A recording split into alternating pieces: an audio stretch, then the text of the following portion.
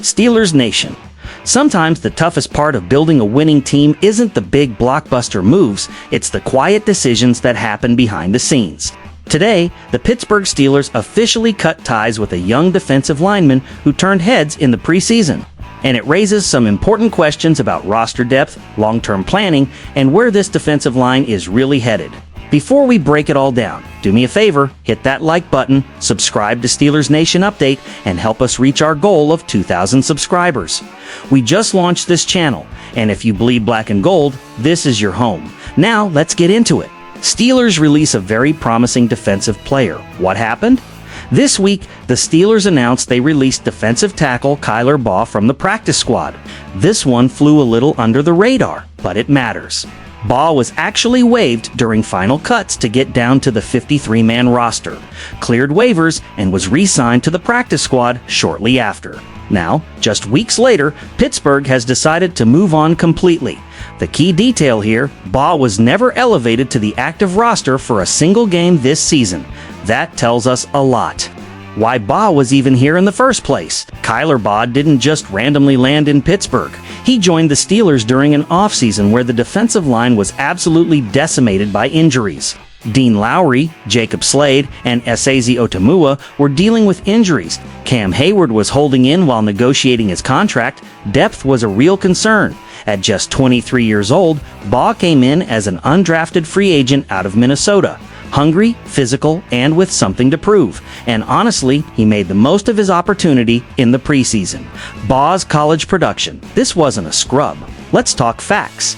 At Minnesota, Kyler Baugh played in 26 games, recording 77 tackles, 7 tackles for loss, 4 sacks, 4 pass breakups, 1 forced fumble, 1 fumble recovery.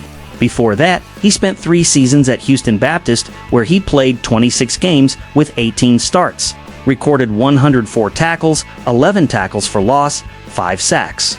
Those are real numbers. That's real production. This wasn't some camp body with nothing on his resume. Why the Steelers moved on? So why cut him now? It comes down to numbers and priorities. The Steelers currently have 8 defensive linemen on the active roster: Cam Hayward, Keanu Benton, Derek Harmon, Isaiah Loudermilk, Daniel Ekwali, Logan Lee, Esazi Otamua, Yaya Black. That's a crowded room. And when you're not getting elevated from the practice squad, it usually means the coaching staff doesn't see you as the next man up if injuries hit.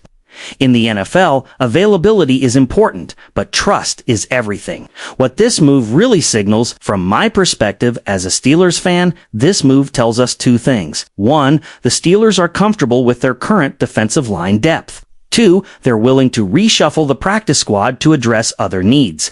And that brings us to the corresponding move. Brandon Johnson joins the practice squad.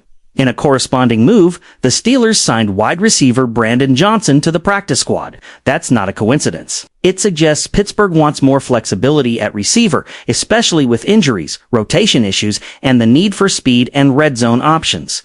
Roster chess never stops in this league. Final thoughts from a Steelers fan. Do I think Kyler Baugh has NFL talent? Yes, absolutely.